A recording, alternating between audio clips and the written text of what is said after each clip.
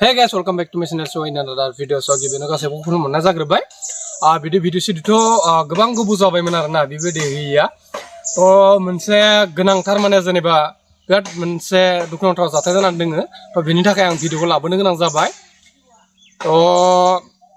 दा कलाव दंखायो नालाय लोगोआ मानसि सासे गोमाना दङ आरोना। गोमानायाथ' गोबाव जाबाय।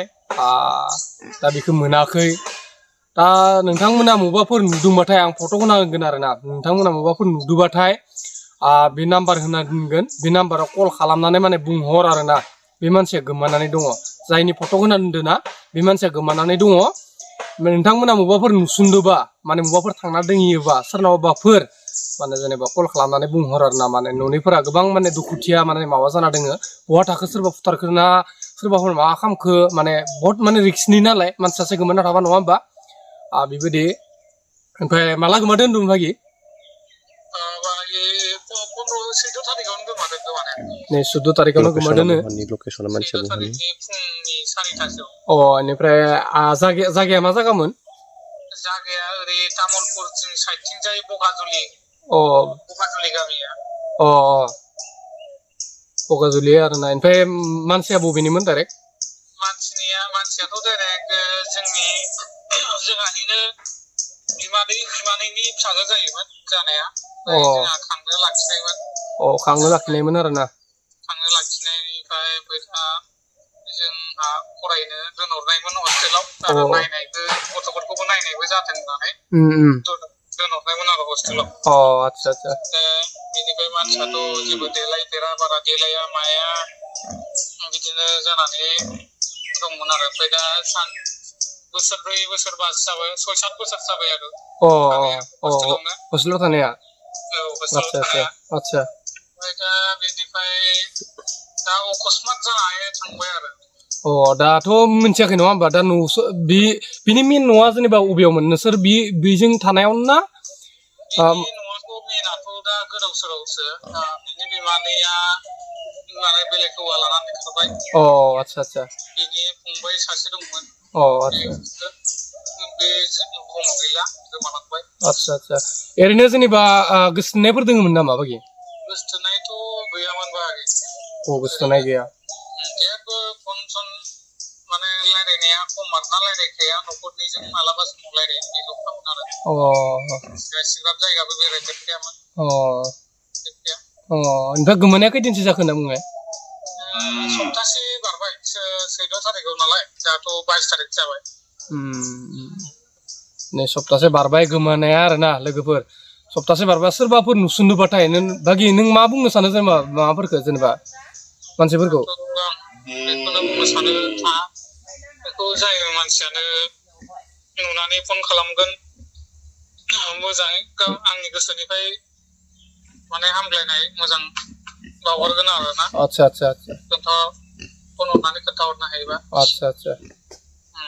दा जेनेबा गोमानानै दङ आरोना। ओमफ्राय नोंथांमोना मबाफोर नुसुन्दोबाथाय माने मबाफोर दोङोबाथाय आं नाम्बार होना दोनखागोन। बे नाम्बाराव कल खालामनानै बुंहरबानो जाबाय मानसिया उमुक जायगायाव दङ होननानै। नोंथांमोना अननाय होगोन होननानै आं आसा खालामबाय। ओमफ्राय नोंथांमोना मबाफोर नुसुन्दोबाथाय आरोना कल खालाम। ओमफ्राय मानसिनि फट' सावगारिखौथ' होना दोनखादों आङो। बे मानसिया गोमानानै दङ आरोना। गोबां माने दुखुथिया माने जेनेबा हामानांथावना आरोना। बेबायदिनो मानसि गोमानाय मा जाना दोङो दा आरो एसे बुंनो थाङोबाथाय माबानि मा होनगोन बेखौ माबा आदिबासिफोरजोंबो एसे माने जेनेबा माबा ST होनायनि बिनिबो माहाय माबा जाना दोङो। बिनिबो माबाफोर खालामदों नामा बिनिबो बहुत माने रिक्स आरोना, गिनो गोनां जानानै दङ। ओमफ्राय मबाफोर दोङोबाथाय आरोना कल खालामनानै बुंहरबानो जाबाय। ओमफ्राय बे भिडिअखौ ओमफ्राय बेसेबां हायो सेयार खालाम आरोना। ना मा होनो बुङो बागि? बेसेबां हायो सेयार खालामदो। बेनिफ्राय मानसिखौ मोननांगौ, थाबैनो मोननांगौ। मोनाखै पुलिस केसफोरखौथ' होनाय जाखादों। पुलिस खबर मोनाखै, पुलिस केसबो होना दोनखादों। माने खबर मोनाखै मा जादों। दा बैसोआ बेसें होनना बुंदोंमोन? बैसोआथ' जागोन 27-28। 27-28 बेबायदि जानांगौ आरोना। बे गोदोरानो मानसियालाय। ओमफ्राय सोरबाफोर लांदोबाबो कल खालामना बुंहर। ना मा होनो? सोरबाफोर लांदोबाथाय कल खालामना बुंहर आं लाबोदों माबा होननानै। बिदिबा माने जेनेबा न'खरनिफोरा एसे माने माबा जायो आरोना, मोजां मोनगोन बिसोरो। माने गोमाना थानायबाथाय जेबो खबर सबर मोनाबाथाय एसे गिनो गोनां नालाय बिनि थाखाय न'खरनिफोरा नागिरगासिनो नागिर माने दासिमबो मोनाखै आरो ना नोंथांमोना मबाफोर नुदोंबाथाय कल खालामनानै बुंहर ओमफ्राय आरो सोरबाफोर लांसनदोंबा माने लानो थांदोंबा कल खालामनानै खोन्थाहर आरो ना जाहाथे न'खरनिफोरखौ आं नाम्बार होना दोनखागोन बे नाम्बाराव कल खालामनानै बुंहर ओरै लाबोदों होननानै सोरबाफोर माबाफोर आन्दायना दङयोबा माने कल खालामना बुंहर आरो ना आं बेखौनो बुंनो खावलायो बाखि नों माबाफोर बुंनो आरो सानो नामा दाथ' बेनोसै मा बुंबावनो मानसिखौथ' थाब खबर मोनबा मोजां मोनबाथ' मोजां बेनो आरो